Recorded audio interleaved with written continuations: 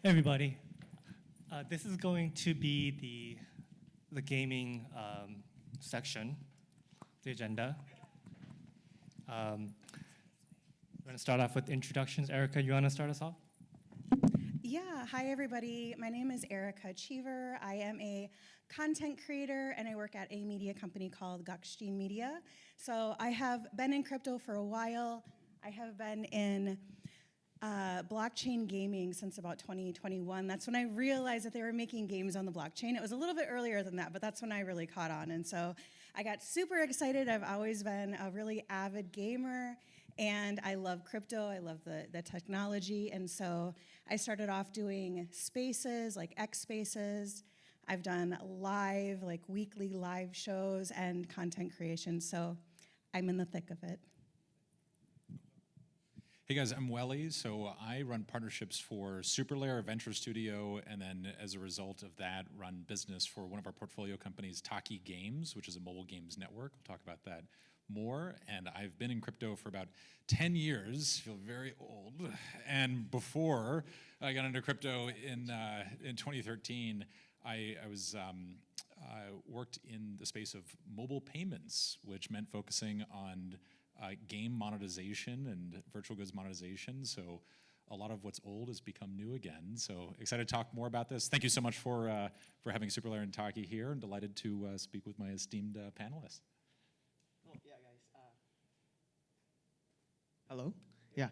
I'm Ren, CEO and co-founder of BreederDAO. So based out of the Philippines, where Axie Infinity kind of grew, and yeah, I started in crypto in 2017.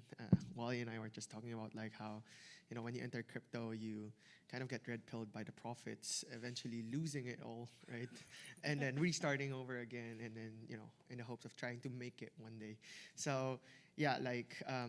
Got deep into the rabbit hole of like gaming or Web3 gaming in 2021 when I first found out about Axie Infinity as well. Realized that there's a gap. Everyone wanted to become scholars. Everyone wanted to play, but no one was actually focusing on the asset creation side.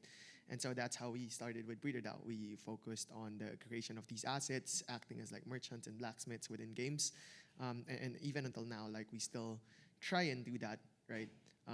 A little bit like the shortage in a number of games that are ready to launch in the market. But yeah, we've also dabbled recently on on-chain gaming and what it means to really put blockchain in blockchain gaming, and how slowly we can move on from just purely off-chain Web2 into turning a lot of these individual components into on-chain, and see how that would improve like the experience of both the developers and the users. Fantastic. So let me just start off with, what's your favorite on-chain game so far? Yeah, well, my favorite fully on-chain game, because there's different levels to it, that would have to be Pirate Nation. I think they do an amazing job. It's frictionless. They actually pay for the transactions. And so sometimes as a player, you have to accept it in your MetaMask, you have to let the transaction go through, but they take care of all of that. And so it's very seamless and fluid. So I think they do a great job. And then, yeah, that would have to be my favorite fully on-chain game. I'll start there. So my biased answer is Mom's Kitchen, which is one of the Taki games. So everybody please download that. I wouldn't be doing my job if I didn't coerce all of you to do that. I think that the unbiased answer, I think from like a business and moving the space forward perspective, I'm really interested in Heroes of Mavia. I think one, it's mobile. This, for folks who aren't familiar, it's basically like Web3 Epic Games or Web3 Clash of Clans. So taking an already very successful, very profitable Web2 game model, basically just putting Web3 in the back of it, and doing a little bit of, I think, interesting things with respect to monetization, NFTs, basically like the off-chain to on-chain, to comply with what are becoming increasingly friendly but still somewhat restrictive App Store rules in order to get distribution and make this a successful game for users. So I would check out definitely Mom's Kitchen if you have time. Mavia. Cool. Yeah. Well, Erica stole my answer. It was supposed to be Pirate Nation. So I'll just go with my favorite blockchain game. As of the moment, it's actually Guild of Guardians. I don't know if you guys have played it. It's by Mutable. And so far, I've been playing it on a daily basis. It's Me too. Oh, cool. Okay. But yeah. Level 43, just so you know. Oh wow, I'm just 37. But yeah, it's actually fun. I think my only problem with it is that they introduced so many characters because they did a lot of the NFT sales early on. But yeah, it seems like it's a step towards what we actually want to build in the future, right? How do NFTs play a role in the context of a typical Web 2 game, and then how people can get advantages if it's a pay-to-win kind of situation where these assets are on chain and people would want to own them because they are leveled up, they are all of these things. But yeah, in terms of fully on chain, it's still Pirate Nations. Yeah, when we talk about some of the benefits that Web3 brings in gaming over traditional gaming, you guys listed 3-4 games. What are some standout features that blockchain brings out that just doesn't exist, or it enhances the experience as a gamer for you guys? Yeah, I would have to say it comes down to player ownership. I mean, that for me is the biggest one, and I think it's the most obvious one as well. I look back to my early gaming days of, MMORPG and the character that I put so many hours into, and now I can't log into the game anymore, and that is lost. And so if I had my character still, from just a nostalgic perspective, if I had her in my wallet, my little assassin, I would be super happy. But, I don't have that option, and so now I think the characters that I do have that I'm able to keep in my wallet or keep in my ledgers just so I have them forever, it might not, from a value perspective, they might not go up in value, but for me, it's just the fact that I can keep them forever and I can, give them to my kids and they'll be like, okay, thanks, Mom, that's great. Yeah, I think just expanding on that answer is the perfect answer. I think taking it even deeper and maybe getting to governance. So maybe giving users, especially power users, the option to just get involved with the ongoing development of these games. So having them have not just giving feedback, but having a more kind of systematic approach to developing these games by engaging with users and actually having maybe a more quantitative measure of which users are the most loyal and most engaged with the games. I think just expanding on the ownership. Yeah, I'll speak towards the future, right? It's not built right now, but I think what's very interesting about the entire blockchain and blockchain gaming would be the permissionless composability and financialization aspect that we would be able to enjoy in the future, assuming the tech develops the way we imagined it, right? And I guess it goes back to when World of Warcraft 3 was actually gaining popularity, right? A guy was interested in creating something off the same IP, and I know most of you guys know this, Dota was actually born out of that, right? Which actually showed that, modding is actually a huge thing, and people would want to create something on top of existing IPs, which eventually gave birth to Roblox and Minecraft, right? Which, I mean, by aggregate volume and value is or could be the biggest, games right now. But, looking into how they've developed as well, Minecraft banned NFTs. A lot of permissions need to be enabled, and it's ultimately up to the developers to allow you to do so, right? Which now goes into the natural next step that maybe building a decentralized ecosystem that has the same functionalities but also is permissionless is the way to go, and that's what actually makes it interesting to build on blockchain, because eventually you can have IP that are truly decentralized. You have things like interoperability, which right now are concepts because nothing really is decentralized, and even the use of IP are still gated by the original publishers or developers, despite being built on Web3 supposedly, right?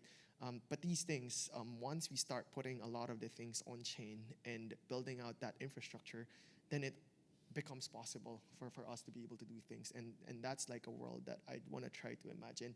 I mean, I don't necessarily think that it's gonna be the only path, right? Just when free to play kind of started, I mean, pay-to-play still existed, right? It's going to be an alternative where people can build, out, other factors into the equation, despite not being the original developer. And modding will become like, something that people may be able to enjoy in the future for both users and developers. Yeah, I think that's a great point because Web3 not only gives a lot of benefits to users and gamers, but developers. I've heard a lot of talk about aligning incentives between users and developers and somehow creating a game together. Do you guys know any examples of that? Creating a game together, I'm not 100% sure about that, but I can tell you that coming from traditional gaming and then really being immersed in all of the communities of Web3, the teams are very, very perceptive of their community's input. And so I have seen things actually get implemented into games because of chats on Discord that the community is having with the team and the developers. I don't know if that existed. I didn't find anything like that when I was playing in Web 2. Like, it was really like, kind of like the Wizard of Oz, where the developers are behind the curtain. You don't ever really see them or get to talk to them. But in Web 3, we can go into Discord and we can talk with the founders. We can schedule spaces with them. And so they are so accessible. And so they really are perceptive, and they do implement ideas that the community has. So I guess in a way, yeah, they are helping to shape and develop the game with the developers. Yeah, maybe just to add to that, Cypher Odyssey used to be, one of the games that I play like every day as well. It's also a Web3 game. And going to Erica's point where, community can actually talk to the founders themselves, we can do comments like, okay, this Neko is actually too much of a glass cannon. Maybe we can adjust the stats, right? Especially during playtests where there's actually room to be able to make these changes and then explore like in the next playtest, right? So things like that are actually meaningful, especially as a community member. And you become kind of more invested into the game, knowing that it was your idea that actually created that sort of balance. And in the future, maybe we can have like such governance where, balancing the meta is actually driven by the community, whereby if one character is becoming too OP, then people can just say, okay, this character is always banned in ranked games, then no one gets to play them anymore. Maybe adjusting like or nerfing some of the stats or nerfing some of the skills that they have can be a game changer in terms of balancing that meta. And all these things are actually very interesting from a perspective of a community and a developer point of view. To add on that too, a lot of people don't realize this, but I'm sure that you heard of Illuvium, and if you haven't, you should definitely check it out. It's one of the highly anticipated Web3 games. They are a full DAO. And a lot of people don't realize that, but so anybody can submit a proposal, they'll take a look at it, and then if it gets approved, then obviously it gets implemented. And I think that's really interesting. And so it would be cool to see more games adopt that, because then you really are the power to the players, and if it gets submitted, that's really something that they are probably going to implement. So cool. That sounds very scary. As someone who's been in the game industry, if you give the power back to users, all of it, it's a lot of questionable design choices. So as the Web3 gaming space continues to grow, where do you guys think we are on the mobile side of gaming? Like, what's kind of the landscape now? I think for me, we did a pretty simple analysis recently to try and get a sense of that, kind of where is Web 2 mobile gaming versus Web 3 mobile gaming. And just looking at the numbers, there is a stark divide between the two. So just to get into some numbers, if you look at Web 2 gaming by revenues, I think mobile gaming is about $90 billion a year, which is about 2x that of desktop or console. If you look at the number of players, I couldn't get an accurate read on like the number of gamers not on mobile, but mobile was about 2.8 billion. In Web 3, it's not 2.8 billion. It's much smaller. And I think if you just look at the volume of games, the number of titles, the contrast I saw was on Valve, there are about 70,000 games listed, so assume these are all desktop. And then on Google Play, there are about 400,000 games.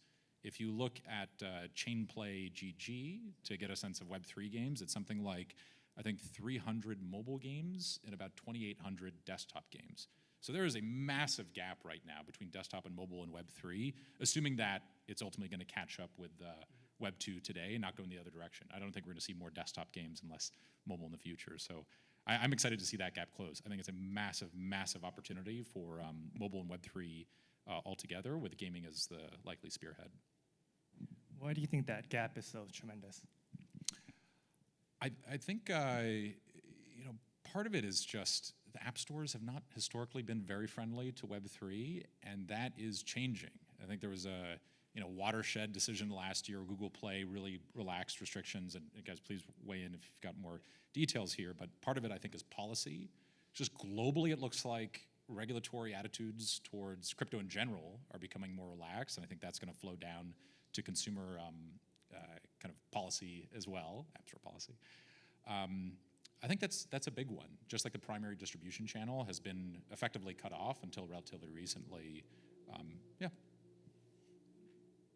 Yeah, maybe just to add to that, I definitely agree. It's really more on like the support in the channel at which you want to distribute these games, right?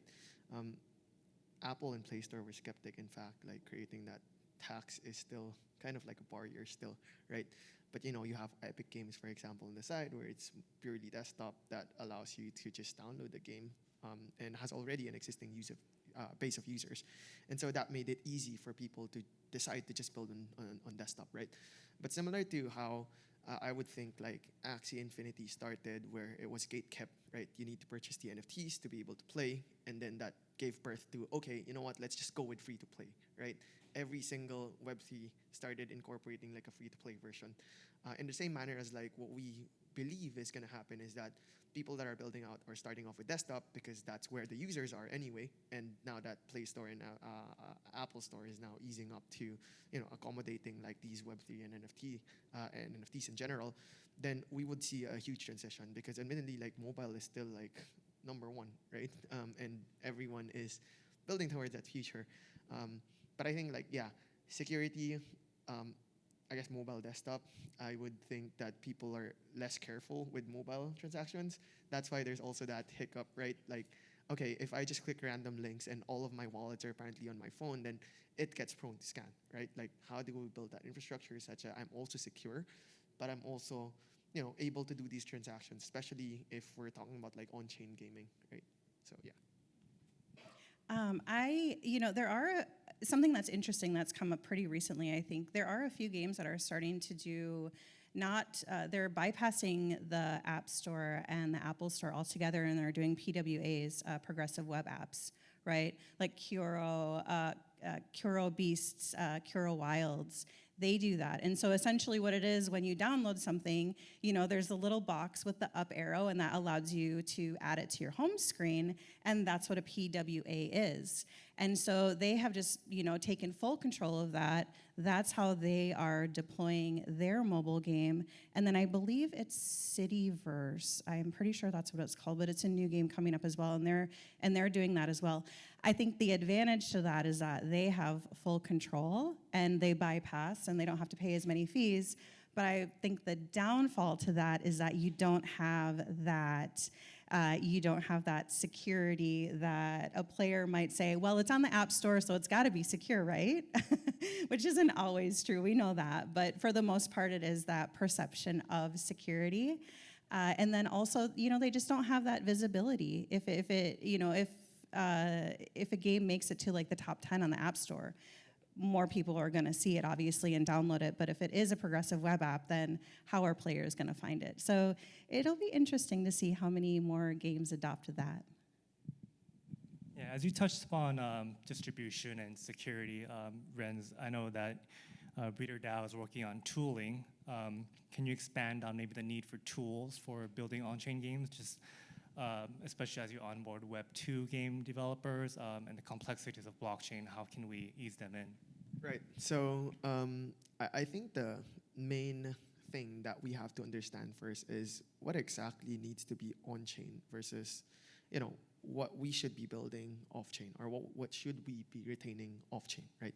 Because admittedly, like the tech that we have right now, especially with regards to how many transactions can a chain, for example, accommodate, right? And then spread out across like different games. How much stuff do we actually have to put on-chain for it to be enough of an on-chain game, and then we'll be able to like do all sorts of things with it, right? So identifying that is crucial, right? We started off with maybe putting like the assets themselves on chain, and then adding that element. Maybe we can add the metadata changes, right? Like transitions from leveling up these characters on chain as well, right? But is combat, for example, algorithms necessary to be placed on chain, right? These are things that I don't know the answer to yet. But I think like plugins that allows people to put states and the indexing, for example, of how it would look like on chain, so that we're able to condense all of these information in one go, like on chain, and then have a reference at the back end, similar to how like a dictionary, for example, exists like for words, right? Off chain is something that we're currently exploring.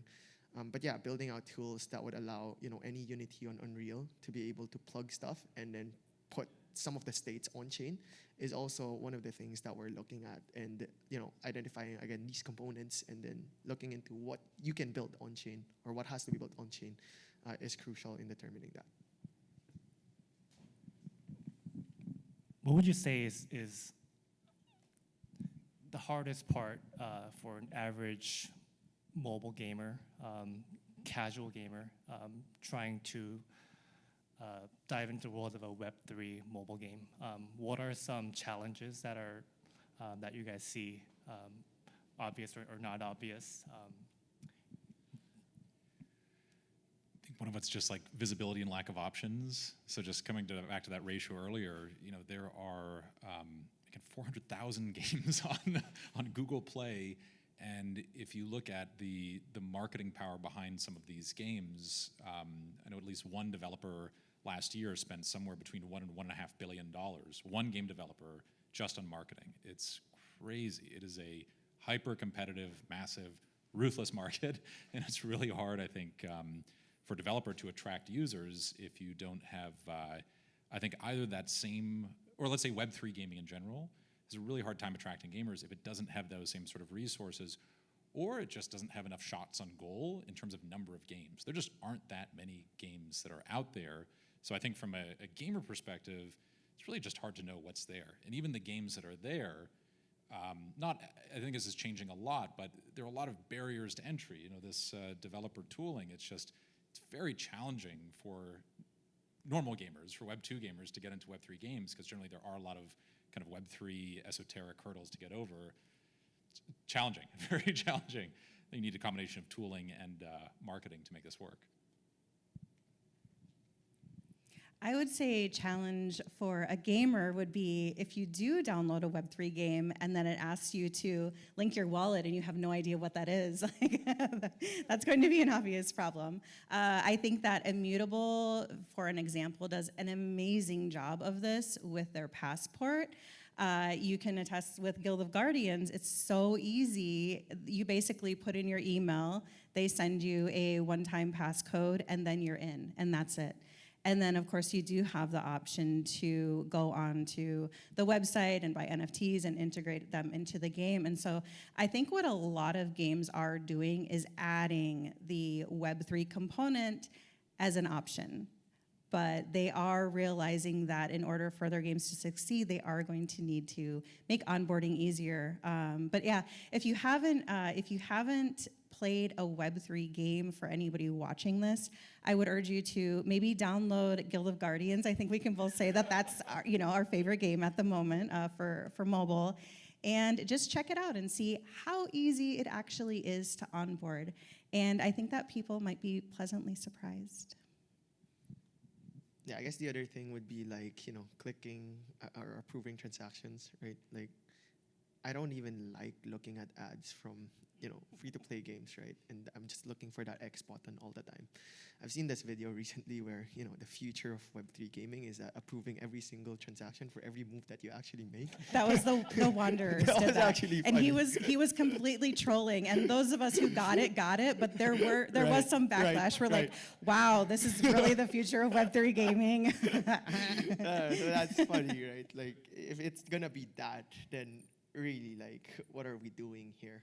Precisely why, like gasless transactions, developers shouldering, like all of these things. How do we abstract these things so that user don't experience the same?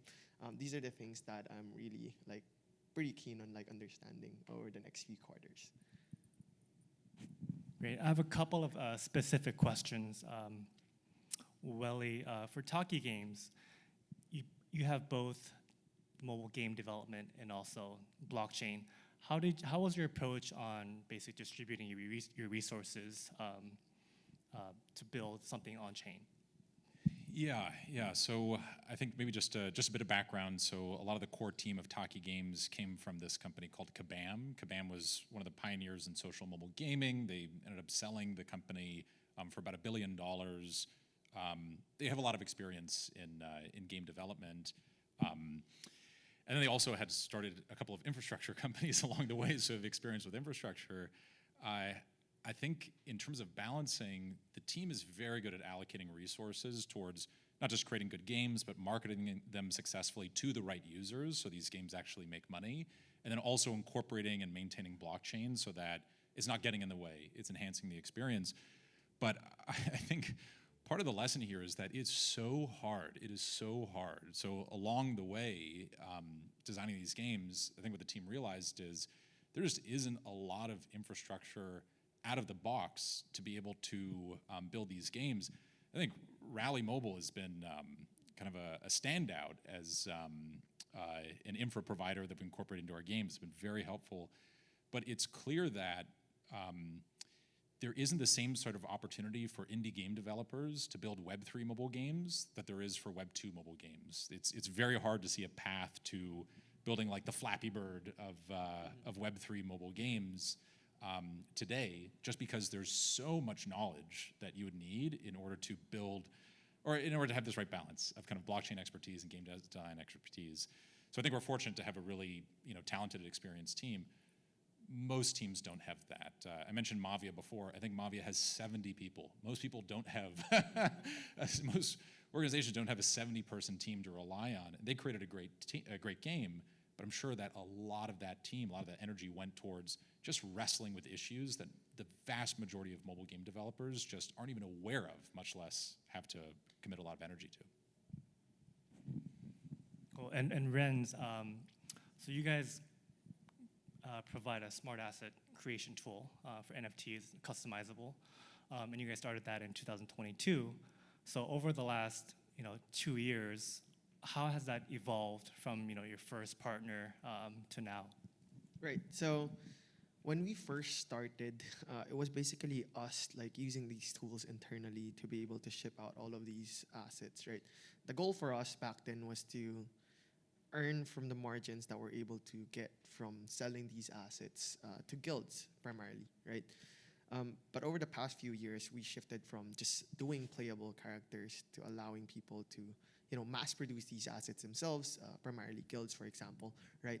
To introducing other stuff like being able to create like a cosmetic that can be plug and played back into Sandbox or Decentraland, more on the more open ecosystem kind of games, right?